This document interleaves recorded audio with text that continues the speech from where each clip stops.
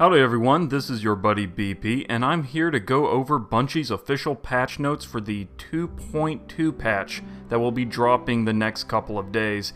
And there's quite a lot of info, so let's not waste any time. First off are auto rifles.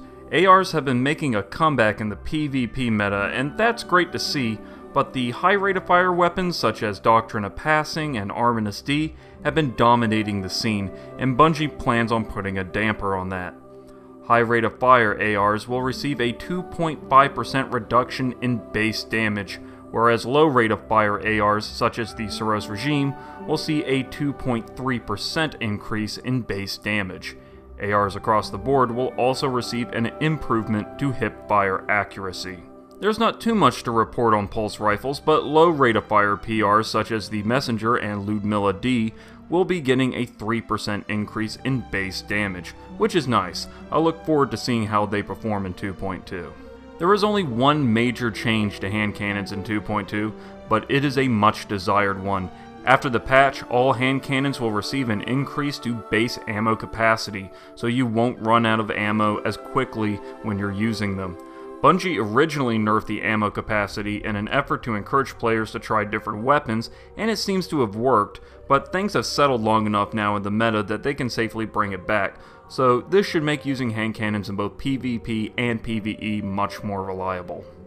Fusion rifles are also getting some nice changes, namely Bungie is increasing their minimum threshold for stability, so those more high recoil FRs should be easier to manage. Sniper rifles, on the other hand, are seeing a plethora of changes, and they're not flattering ones. First off, zoom depth for low zoom scopes and low range sniper rifles is being increased, so now they zoom in more when aiming. Stability for all snipers is being reduced across the board. ADS time is being increased by 2 frames, and the snapshot perk is being reduced so it doesn't zoom in quite as fast as it used to.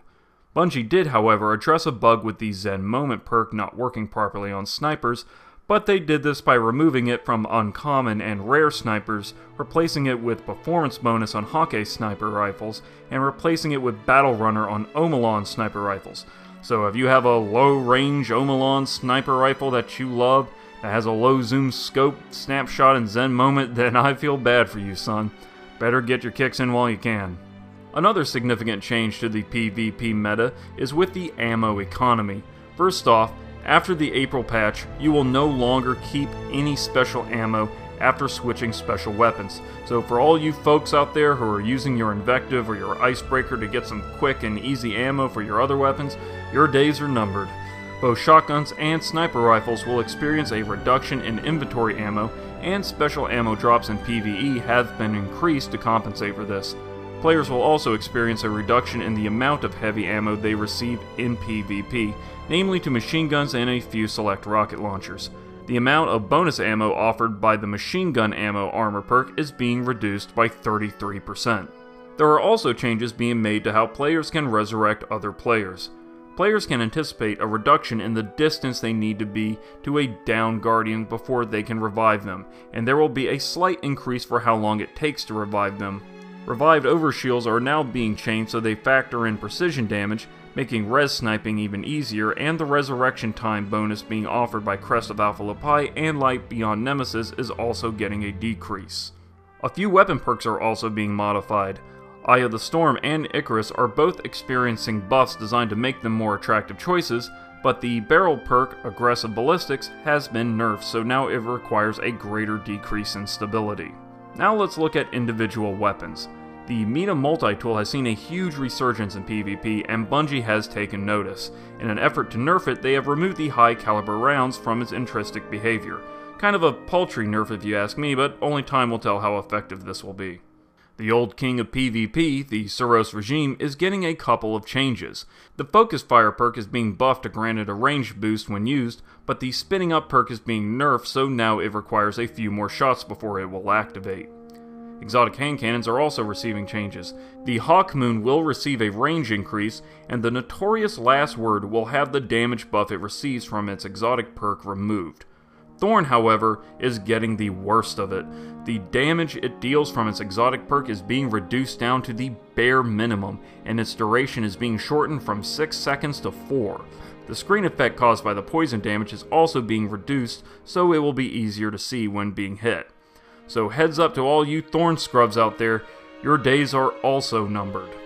Thorn isn't the only Year 1 exotic that's taking a hit. The Icebreaker is receiving some nerfs too. Its scope zoom will be increased, its handling is being completely annihilated, its target acquisition is being reduced, and death swapping with it in PvP is being done away with once and for all. Dreg's Promise is getting some interesting changes. Now the weapon's shots will actually track enemies you're aiming at. The weapon's damage, rate of fire, and damage falloff are being reduced to compensate for this, but at least it now feels like an exotic weapon. The other two House of Wolves exotics, Lord of Wolves and Queenbreaker's Bow, won't fare as well unfortunately, as they are both experiencing an ammo inventory reduction to bring them in line with other shotguns and snipers. Granted that the Queenbreaker's Bow is actually a fusion rifle and not a sniper rifle, but you still get the point. This is heartbreaking to me personally, because as you all know, I love the Queenbreaker's Bow. It's one of, if not my favorite exotic weapon for PvP, partially because of how generous it is with the ammo. Hopefully they won't nerf it too hard. I'm also bummed that Lord of Wolves' exotic perk isn't receiving a buff to make it a more attractive choice, but maybe we can expect to see that in a future patch.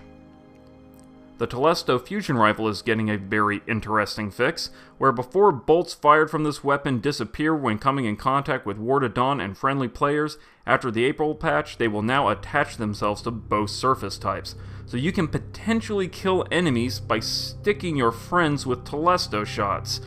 That certainly sounds interesting. I look forward to seeing how well this works. My favorite exotic shotgun, the Chaperone, can also expect a fix that was clamping precision damage. The infamous 1,000-yard stare is yet another sniper rifle that can expect to be hit with a nerf in 2.2. Fans of this Guardian killer can anticipate a reduction in base ammo inventory, so coupled with the across-the-board ammo nerf to snipers in the new patch, we can anticipate even fewer deaths at the hand of this beast. The raid machine gun, Quillam's Terminus, another PvP terror, will be getting nerfed.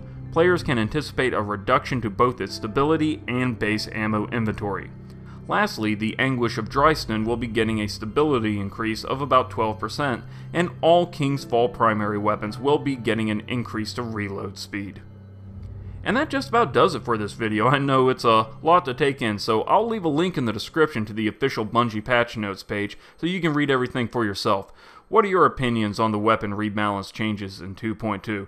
Let me know in the comments section. I try to respond to as many people as I can. Also, don't forget to spank that like button if you enjoyed the video or you found it helpful in any way. It only takes about a second, and it's a great way to support my channel. And as always, y'all be good to each other, and I will see you in the next video.